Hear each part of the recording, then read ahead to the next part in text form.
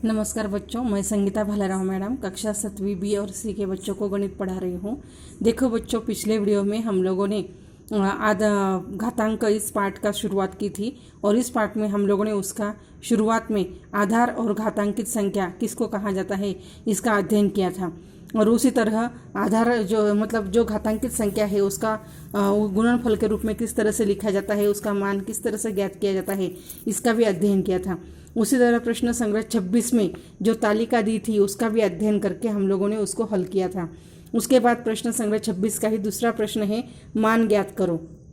तो देखो अभी आज हम लोग इस पर मान ज्ञात करो इसके कुछ गणित जो है वो हल करने वाले हैं। तो देखो वो किस तरह से हल करने के हैं। देखो यहाँ पर प्रश्न संग्रह 26 में प्रश्न दूसरा है मान ज्ञात करो। अभी उसमें पहला गणित दिया है 2 का 10वां घातांक। देखो 2 का 10वां घातांक इसका मतलब होता है 2 का कितनी बार गुना करने का है, 10 बार गुना करने का है। तो देखो यहाँ पर 2 गुना 2 गुना 2 गुना 2 गुना 2 गुना 2 गुना 2 गुना 2 गुना 2 गुना 2। देखो यहाँ पर 10 बार 2 लिखा गया है कि नहीं वो भी हमें पहले गिनने का है। देखो यहाँ पर 1 2 3 4 5 6 7 8 9 और 10 बार 2 को लिखा गया है। अभी इसका गुना करेंगे। गुना करते समय देखो यहाँ पर 2 एकम, देखो 2 दूना 4, 4 दूना 8, 8 दूना 16, 16 दूना 32, 32 दूना 64। अभी देखो 64 के आगे का जो है वो हमें करके देखने का है। तो देखो यहाँ पर 64 दूना जो भी संख्या आएगी, अभी देखो यहाँ पर यहाँ तक हम लोग रुक गए। अभी उसके बाद देखो समझ लो यहाँ पर रुक गए, यहाँ तक 64 आ गया है। अभी यहाँ पर देखो 2 दूना 4, 4 दूना 8 और 8 दूना 16। तो 64 गुना 16 करने का है और 64 गुना 16 किया तो उत्तर आएगा 1024। तो इस तरह से 2 का 10वां घातांक इसका मान आ गया है 1024। तो इस तरह से हमें ये गुना करने का है। उसके बाद है चौथा गणित ऋण 6 का तीसरा घातांक। देखो अभी इसका मतलब ऋण 6 का कितनी बार गुना करने का, 3 बार। तो देखो यहाँ पर ऋण 6 गुना ऋण 6 गुना ऋण 6।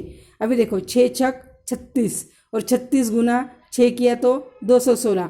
अभी यहाँ पर चिन्हों को भी ध्यान देने का है। देखो ऋण ऋण धन और एक धन और एक ऋण फिर से ऋण, इसलिए उत्तर आ गया ऋण 216। तीसरा 8वां गणित है कोष्टक में ऋण 1/2 का चौथा घातांक, यानी ऋण 1/2 का कितनी बार गुना करने का है, 4 बार। तो देखो ऋण 1/2 गुना ऋण 1/2 गुना ऋण 1/2 गुना ऋण 1/2, 4 बार गुना करने का है। तो गुना करते समय पहले अंशों का गुना करो। देखो 1 एकम 1, 1 एकम 1, 1 एकम 1, इसलिए 1 आ गया। उसके बाद देखो हर का गुना करो। 2 दूना 4, 4 दूना 8, 8 दूना 16, तो इसलिए 1/16 उत्तर आ गया। अभी चिन्हों का गुना देखो। देखो ऋण ऋण धन, एक धन और एक ऋण फिर से ऋण और फिर से ऋण ऋण धन, इसीलिए यहाँ पर धन का चिन्ह नहीं दिया है।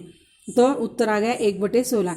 तो इस तरह से ये प्रश्न दूसरा जो है उसके कुछ गणित मैंने आपको हल करके दिखाए और बचे हुए गणित जो है वो आप लोगों को अपने कापी में हल करने के हैं। देखो अभी इसके आगे वाला जो भाग है वो हम लोग देखने वाले हैं। अभी देखो उसके आगे वाला जो भाग है वो है वर्ग और घन। तो वर्ग किसको कहा जाता है और घन किसको कहा जाता है, इसका अध्ययन हम लोग इसमें करने वाले हैं। अभी देखो 3 का वर्ग मतलब 3 का दूसरा घातांक। देखो 3 का दूसरा घातांक का मतलब होता है 3 गुना 3, और उसका वाचन किस तरह से किया जाता है कि 3 का दूसरा घातांक मतलब का वाचन 3 का दूसरा घात, इस तरह से वाचन किया जाता है। उसी तरह 3 का दूसरा घात इसका जो वाचन है वो 3 का वर्ग इस तरह से भी किया जाता है। यानी अगर घातांक 2 होगा तो उसका वाचन 3 का वर्ग इस तरह से भी किया जाता है। उसके बाद है 5 का तीसरा घातांक। 5 का तीसरा घातांक मतलब 5 का 3 बार गुना, 5 गुना 5 गुना 5, और उसका वाचन कैसे करेंगे 5 का तीसरा घातांक का, तो 5 का तीसरा घात इस तरह से वाचन करेंगे। लेकिन उसका वाचन जो है वो 5 का घन इस प्रकार भी किया जाता है। यानी देखो अगर 5 का तीसरा घातांक इस तरह से होगा तो उसका वाचन 5 का घन भी किया जाता है और 3 का दूसरा घातांक इसका वाचन 3 का वर्ग भी किया जाता है। तो यानी किसी भी संख्या का दूसरा घातांक अर्थात उसी संख्या का वर्ग होता है और किसी भी संख्या का तीसरा घातांक अर्थात उस संख्या का घन होता है। तो ये दोनों बातें जो है वो हमें ध्यान में रखनी है। उसके बाद आगे वाला जो भाग है उसका अभी हम लोग अध्ययन करने वाले हैं।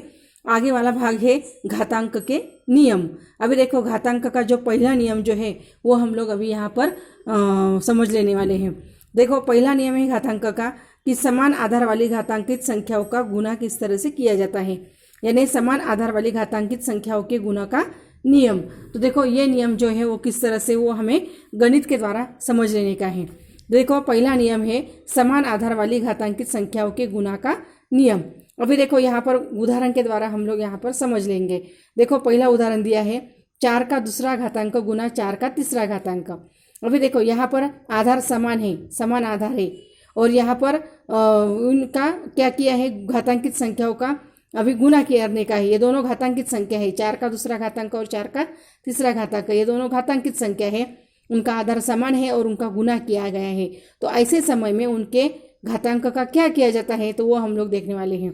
तो देखो जब आधार समान होता है और उन घातांकित संख्याओं का अगर गुना होता है तो उनके घातांक का जोड़ करना चाहिए। इसीलिए आधार एक ही ले लिया है, क्योंकि आधार समान है इसलिए एक ले लिया है, और उनके घातांक जो है उनका जोड़ किया है, यानी 2 जोड़ 3।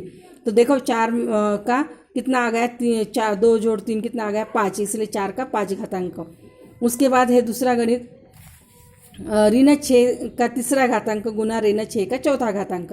अभी देखो ऋण 6 ये दोनों का आधार समान है, और ये दोनों घातांकित संख्या जो है इनका गुना किया है, तो इनके जो घातांक है तो इनका जोड़ करना चाहिए। इसलिए ऋण 6 का 3 जोड़ 3 यानी ऋण 6 का 7वां घातांक आएगा। उसके आधार पर ही हमें प्रश्न संग्रह 27 जो है उसके कुछ गणित हल करने के हैं। तो उसमें देखो पहला गणित दिया है 6/7, इसका तीसरा घातांक है गुना 6/7 का 5वां घातांक है।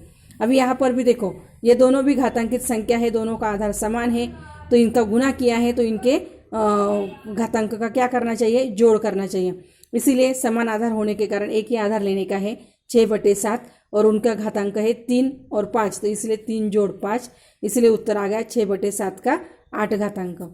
उसके बाद है देखो p/5 का तीसरा घातांक गुना p/5 का 7वां घातांक। अभी देखो p/5 और p/5 ये दोनों का आधार समान है, उनका गुना किया गया है, इसलिए उनके घातांक का जोड़ करना है। इसलिए दो समान आधार समान होने के कारण एक ही लेने का है p/5, और उनके घातांक का जोड़ करने का है, इसलिए 3 जोड़ 7 यानी p/5 का 10 घातांक। तो इस तरह से ये जो प्रश्न संग्रह 27 है इसमें मैंने आपको कुछ गणित हल करके दिखाए हैं। और ये सभी इतने सारे गणित हल करने के बाद हमें यही पता चलता है कि अगर यदि ए कोई अगर परिमेय संख्या होती है और m तथा n ये धन पूर्णांक संख्या होती है, तो ए का भी m घातांक गुना ए का n घातांक बराबर ए का m जोड़ n घातांक। इसका मतलब क्या, तो आधार अगर समान होगा और ये घातांकित संख्या जो है उनका अगर गुना होगा तो उनके घातांकों का जोड़ करना चाहिए। तो ये हो गया इस घातांक का पहला नियम हो गया। मतलब आधार अगर समान, घातांकित संख्याओं का आधार समान होगा और उनका गुना होगा तो उनके घातांक का जोड़ करना चाहिए, यह पहला नियम है। और इस नियम का उपयोग करके प्रश्न संग्रह 27 के कुछ गणित मैंने आपको हल करके दिखाए, बाकी के गणित आपको हल करने हैं।